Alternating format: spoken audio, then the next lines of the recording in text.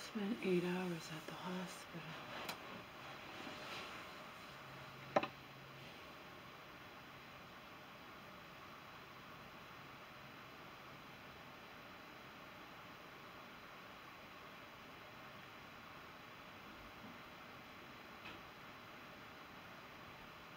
And in the end, when the hospital psychiatrist was talking to me after we did numerous tests there to determine that the flutterings inside here that I'd never experienced before all day long were not heart related, weren't because I was going to have a heart attack or something like that, like I feared. It was crippling anxiety.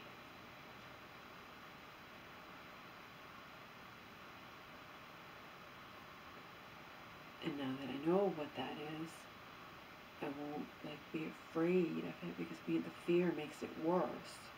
I haven't slept in over 24 hours. Because I tried to go to bed yesterday morning at 5 in the morning, and then I was feeling that crap, and it was worse when I lay down, and I got really, really scared. And then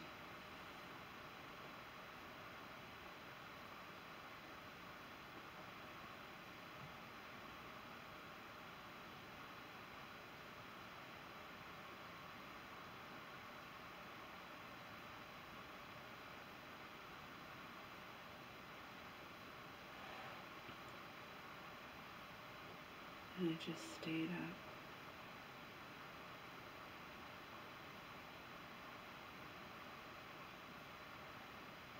And that psychiatrist says to me, if you don't learn to deal with your pain over your mom,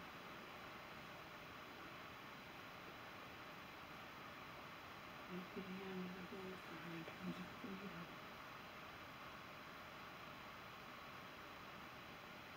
I know she's afraid, but she'll lie, she'll throw me under the bus, she'll do whatever to protect herself. And I'm not going to watch her just wasting away in front of me like she wants me to do.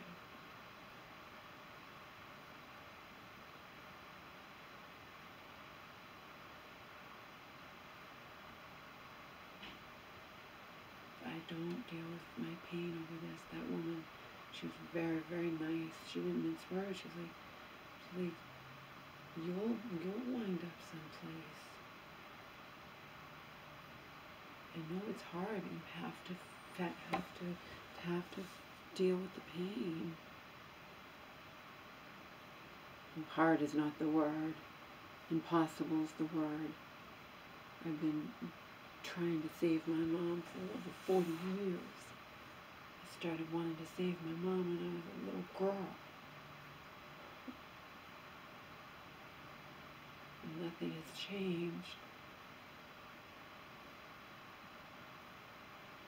I landed in the hospital terrified that I've always said that this is all going to give me a heart attack, that I will wind up dead.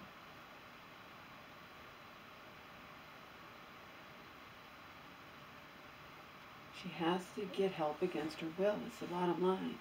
She won't go voluntarily. She has to get help against her will. So she can't just sit here and do this. Yesterday she wasn't that bad, but last Friday she wasn't that bad, and then there were 3 days of hell. Yesterday she wasn't that bad, but the night before she didn't even want to eat a little small bowl of soup. And I had to threaten that I was going to contact someone to get her to eat it. She ate it under duress and swore and got mad and whatever.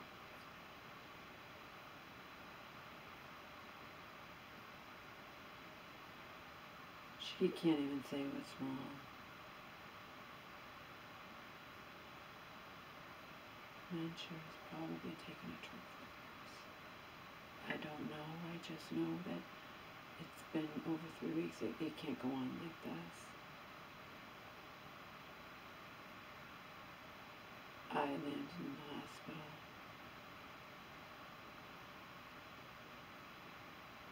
I was terrified. I can walk 5 miles without even breaking a sweat. And after having this all day long and not being able to get rid of it, Plus the fear of it not going away makes it worse. And I didn't sleep, didn't do anything but just pray, just wanted this to go away. I never felt like that before. I genuinely feared it was something to do with my heart.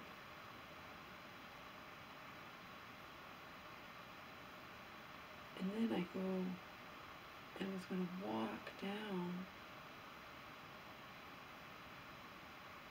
where I go, to catch the bus and all whatnot.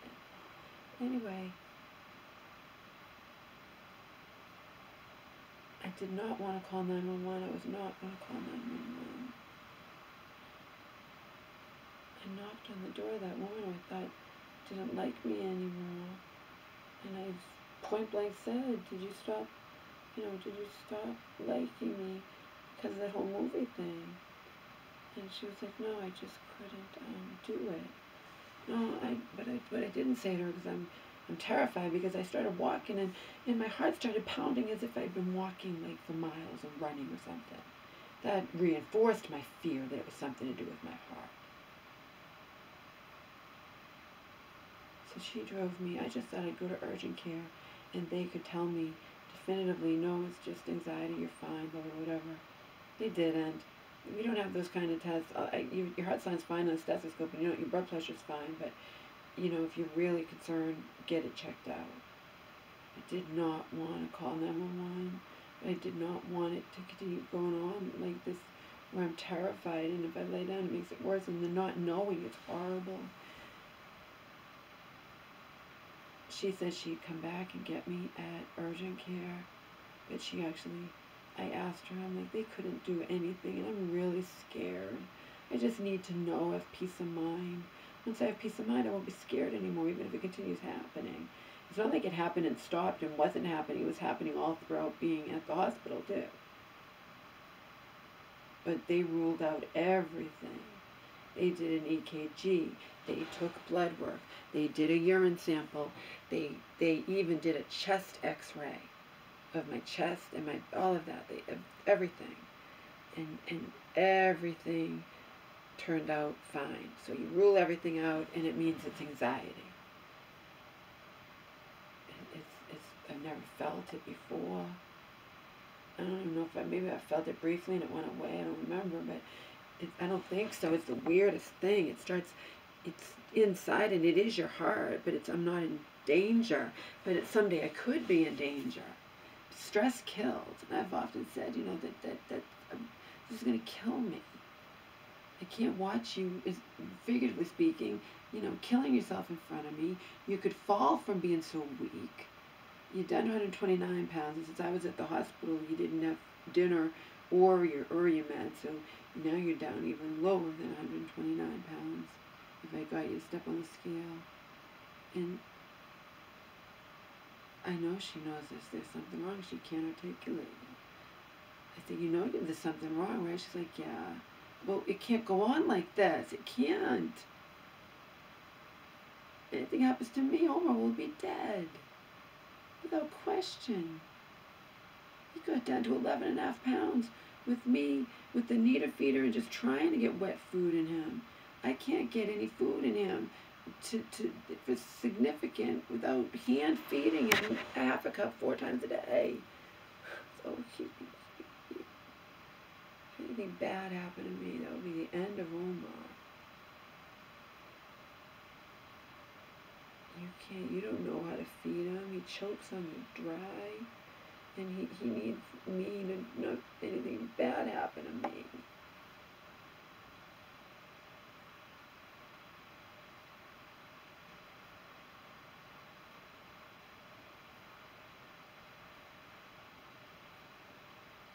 I had to break my promise.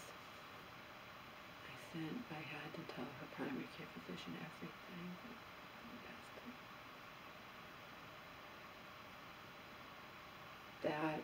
I did that before I left in case something would happen to me. I was terrified all day long. I couldn't even sleep because if I lay down, I was terrified to lay down because it got worse when I lay down. So I just stayed up all day. I haven't slept in over 24 hours. I had to talk to that psychiatrist, that hospital psychiatrist. I told her it's helping just telling you all of this.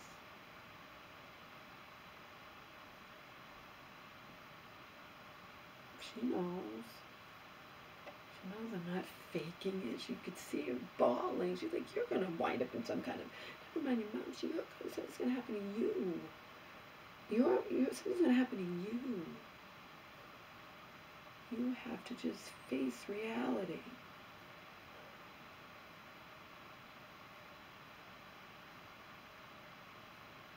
She didn't mean swear. She's like, you don't face reality. You can't process your emotions over your heartbreak, over your genuine heartbreak. I'm saying that, but she said it in so many words. She said, you're going to wind up someplace. You can't deal with this.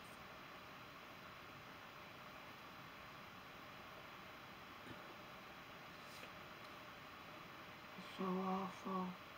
She's not even like my mom when she's like this. Although yesterday she was better, but she's still not herself. She's not doing good. And if it is something like a UTI, which we can live in la la land and think that it might be, there's always hope, you still have to go and get it, see. Your psychiatrist is just going to put more meds in you or section you or do whatever. You have to go to see if it's a UTI. You have to rule things out. You can't just hide in this house for a month and then just think no one's going to know or no one's going to find out ever.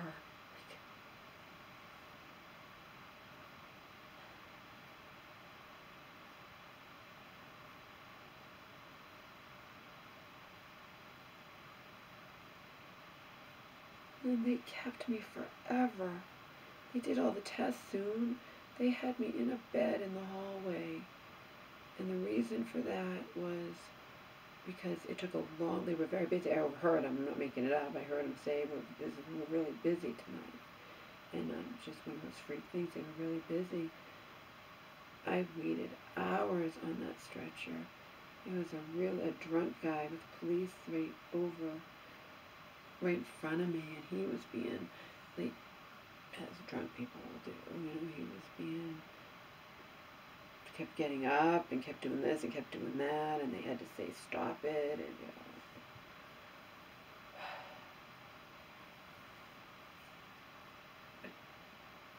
I didn't get home till 3 in the morning. At least I brought my credit card. They didn't make me pay though, and that's good because I don't have any money. All I have to put on my credit card. I appreciate you paying with a voucher. I said years ago they made me use my credit card. They didn't pay. I had no way to get home. Maybe that was when I thought that I had swallowed a pill, and it just felt like it was there, and they deemed that anxiety too. Yeah, because I don't know. And they did all kinds of tests all day long, but to make sure, the pill wasn't there, and that was really justified. I really felt like the pill was there. That was scary as all hell. Then I called 911. Did not want to call 911, let me tell you. I got lucky. That woman who I thought didn't like me anymore, since I didn't know for sure, I begged her just to take me to urgent care because I was feeling weird walking. And I hadn't walked out, and I just was scared. I was just scared. And she ended up taking me all the way to the hospital. I didn't have to wait a long time to be seen, but then to be seen by that, it's like I had to wait a long time. Like I think I fell asleep briefly, even though my heart was still going like that. I learned I know I'm safe. I knew I was safe. They told me everything was fine before I was lying in that bed in the hallway. Eavesdropping on the conversation over there with the drunk guy and what was going on with him, and he was being demanding. I wasn't being. Once I had to get up and pee, and that was it. And that was after hours had gone by. I mean, I thought maybe they'd forgotten about me, but they didn't forget. It's just they're really busy. It's the bottom line. Didn't matter because it helped talking to her. And she's trying to refer me to, like, I'm like, I'm never going on meds. I'm not going on meds. She asked if I was ever on meds. I said, no. Never been on meds, not going on meds. I don't need a psychiatrist, but I would consider a therapist. Because I don't know, I don't know if I can handle it if this is the end for her, if she has to go into it. I started breaking down. That's when she said, you have to process these emotions. You have to deal with the pain or you'll wind up in a facility. A different kind, but one nonetheless.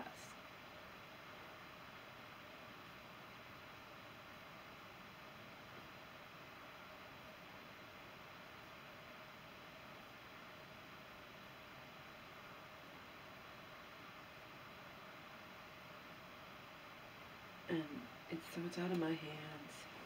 If they send people here or whatever, I don't want to. Or if they send a nurse here or do whatever, I don't want to be here. And she gave me permission. She's like, you don't have to be there. It's out of your hands now. I said, it's better that I'm not. I'm not going to play he said, she said. My mom is trying to protect herself. She'll always say, oh, that's not true. Or she'll say, I've been eating. Yeah, you ate yesterday. You've been eating a little bit, but a little bit is not enough, and it goes way beyond that. Way beyond that. Way beyond that. So I said everything, and now it's out of my hands, and I don't want to be here. And if I am here, I don't need to talk to anybody. I've had to do that with the police, where I'm not going to do it. I'm not playing he said, she said. I'm not doing it. I'm not going to do it where my mom will deny what I'm saying. I know what the truth is. That's it. I know what the truth is. Joe knows what the truth is. And the church people, they know what the truth is. So I'm not going to play he said, she said, and sit there. And it's better that they see my mom alone, and then they decide without any input from me. I don't think it's good to have them talking to me. They usually do it. They talk to me in front of her, and then she'll say, that's not true. It's just better. It's better. So do whatever you want, Mom. Lie, do whatever, but I won't be here to witness it. Or I just will stay in here and not go out. They can come on. Might not have anybody. They might just wait to have her see her psychiatrist. She's not. I would have called 911 a long time ago. She gets up every day. She makes her breakfast. She has coffee. She takes her meds. Supposedly, she takes her vitamins. They're gone. So she's doing the bare minimum. But the bare minimum is she's not living. She's just existing, and she's getting worse. And the big thing for me is that she's starving herself. She's not eating it. Not even close. Thinner than she's ever been, and tries to say my scale doesn't work. Bullshit. You can see how thin you're getting, Mom. If my scale didn't work, it would say some weird thing. It said 134.4, then a few days later it said 131.4, and then 2 days later it said 130.6, and then 2 days later it said 129. It is working, and I can see it with my eyes.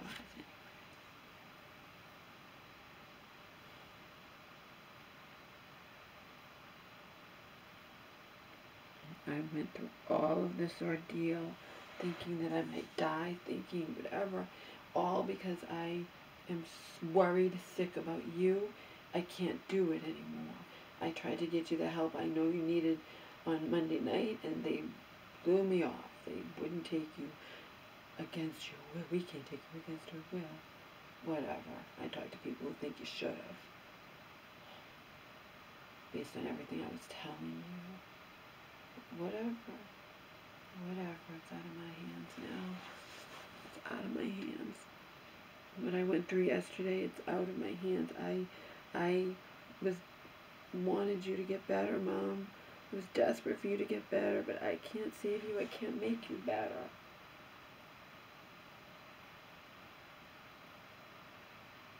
I'm like the woman around here said to me years ago before she ultimately broke my heart in shocking ways that left me just numb with pain. Prior to that, you're going to be dead before she is. Yeah. A lot younger then, a lot more hopeful and whatever, and the world hadn't gone to hell in a handbasket, so